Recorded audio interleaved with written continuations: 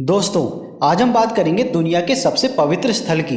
लगभग दुनिया के सारे धर्म कैलाश पर्वत के आगे नतमस्तक हैं। कैलाश पर्वत इतना दिव्य और रहस्यमयी है कि इसके बारे में जितना भी कहा जाए या फिर सुना जाए उतना ही कम है। आपने कई बार ये तो सुना ही होगा कि कैलाश पर्वत पर आज भी कोई नहीं चढ़ पाया है, लेकिन क्या आप यह जानते हैं कि कैलाश पर्वत पर एक ऐसा व्यक्ति भी है जिसने चढ़ाई की और वह चढ़ने में भी सफल रहा। क्या आप जानते हैं कि वो कौन है? आपने यह भी सुना होगा कि कैलाश पर्वत अंदर से खोखला है, लेकिन क्या आप यह जानते हैं कि कैलाश पर्वत के नीचे क्या है? दोस्तों, ऐसे ही कैलाश पर्वत के और भी अद्भुत रहस्यों के बारे में जानेंगे, तो इस वीडियो में अंत तक जरूर बने रहें। और अगर आप हमारे चैनल युगो युगो में पहली बार आए हैं तो हमारे चैनल को जल्दी से सब्सक्राइब कर लीजिए। तो चलिए वीडियो में आगे बढ़ते हैं। पौराणिक हिंदू कथाओं में भगवान शंकर को एक योगी और तपस्वी के रूप में बताया गया है। उनका निवास हिमालय पर कैलाश मानसरोवर में बताया गया है। हिंदू धर्म में इस स्थान को सबसे पवित्र माना जाता है और यह हिंदुओं के महत्वपूर्ण तीर्थ स्थलों में से एक है। यह अद्भुत स्थान रहस्य से भरा हुआ है। हिंदू धर्म ग्रंथों में शिव पुराण, स्कंद पुराण, मत्स्य पुराण में इस स्थान की महिमा का गुणगान अलग ही अध्यायों में किया गया है। भगवान शिव के निज स्थान माने जाने वाले कैलाश पर्वत से कई प्रकार के रहस्य जुड़े हुए हैं, जिन पर आज भी कई बड़े वैज्ञानिक शोध करने में लगे हुए हैं। पौराणिक मान्यताओं के अनुसार इसी के पास में कुबेर की नगरी है।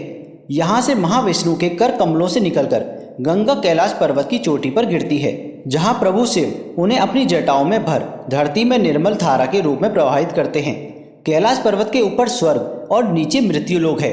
कैलाश पर्वत की चोटी पर दो झीलें हैं। पहली मानसरोवर झील, जो दुनिया की सबसे ऊंचाई पर स्थित शुद्ध पानी की सबसे बड़ी झील है। इसका आकार सूर्य के समान है। और दूसरी राक्षस झील, जो दुनिया की सबसे ऊंचाई पर स्थित खारे पानी की सबसे बड़ी झील है और इसका आकार चंद्रमा के समान माना जाता है। यह दोनों झीलें यहाँ पर कैसे बनी, इसको लेकर वैज्ञानिक आज भी शोध कर रहे हैं और इन्हीं कारणों से कैलाश को अद्भुत और रहस्यमयी कहा जाता है। दोस्तों, हमारी पृथ्वी की एक तरफ उत्तरी ध्रुव और दूसरी तरफ दक्षिणी ध्रुव है और इन दोनों ध्रुवों के बीच में हिमालय है और हिमालय का केंद्र है कैलाश पर्वत। इस बात को वैज्ञानिक प्रमाणित कर चुके हैं कि यह धरती का केंद्र बिंदु है। वैज्ञानिकों के अनुसार यह एक ऐसा केंद्र बिंदु है जिसे विज्ञान की भाषा में एक्सिस मुंडी कहते हैं। इसका मतलब होता है कि दुनिया की नाभि या आकाशीय ध्रुव या फिर भौगोलिक ध्रुव का केंद्र भी कहा जाता है। कैलाश पर्वत या मानसरोवर झील के पास जाने वाले लोगों को निरंतर यहाँ एक ध्वनि सुनाई देती है, जैसे कि मानो कोई आसपास हवाई जहाज उड़ रहा हो। लेकिन ध्यान से सुनने पर यह आवाज डमरू या फिर ओम की तरह सुनाई देती है। वैज्ञानिक कहते हैं कि हो सकता है कि यह आवाज बर्फ के पिघलने से आ रही हो।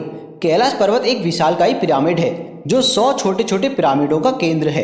कैलाश पर्वत की संरचना कंपास के 4 अधिक बिंदुओं के समान है, जहाँ कोई भी बड़ा पर्वत नहीं है। कैलाश पर्वत पर चढ़ना निषेध है, परंतु 11वीं सदी में एक तिब्बती बौद्ध योगी मिलारेपा ने इस पर चढ़ाई की थी और वह सफल भी हुए थे।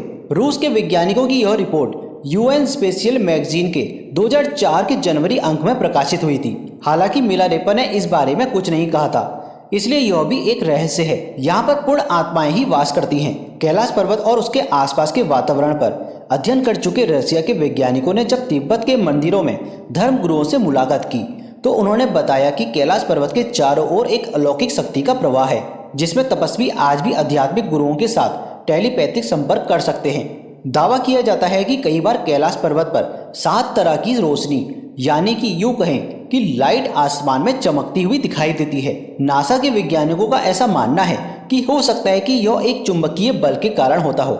यहाँ पर चुंबकीय बल आसमान से मिलकर कई बार इस तरह की चीजों का निर्माण कर सकता है। दोस्तों, शिव की अपार शक्ति के सबूत हमें अपने वेदों में ही मिल जाते हैं और भगवान शिव का निवास स्थान आज भी बड़ा रहस्यमय बना हुआ है।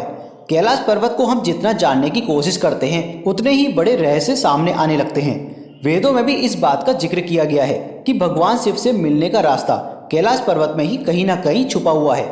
इसलिए यहाँ पर सिर्फ वही जा सकता है जिसकी आत्मा शुद्ध हो।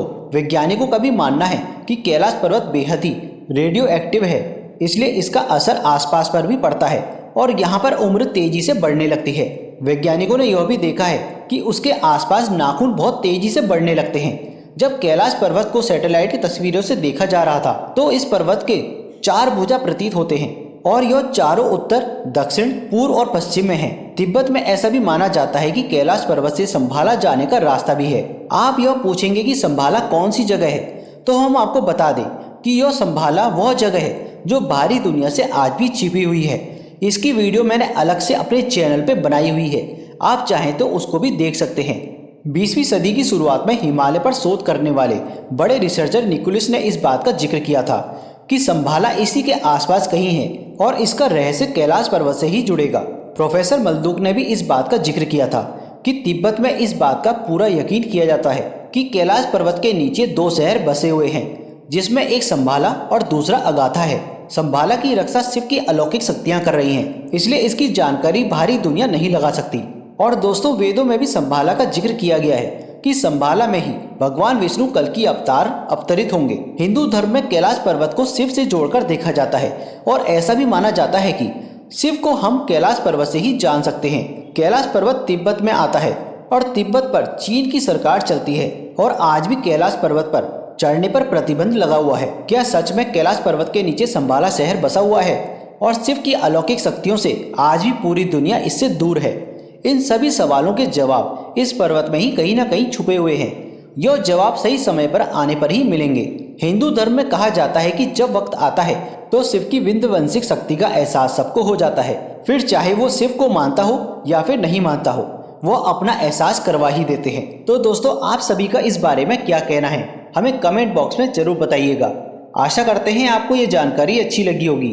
इस तरह की वीडियोस हम अपने चैनल युगों युगों तक में लेकर आते रहते हैं। अगर आप हमारे चैनल में पहली बार आए हैं तो हमारे चैनल को सब्सक्राइब करना मत भूलिएगा।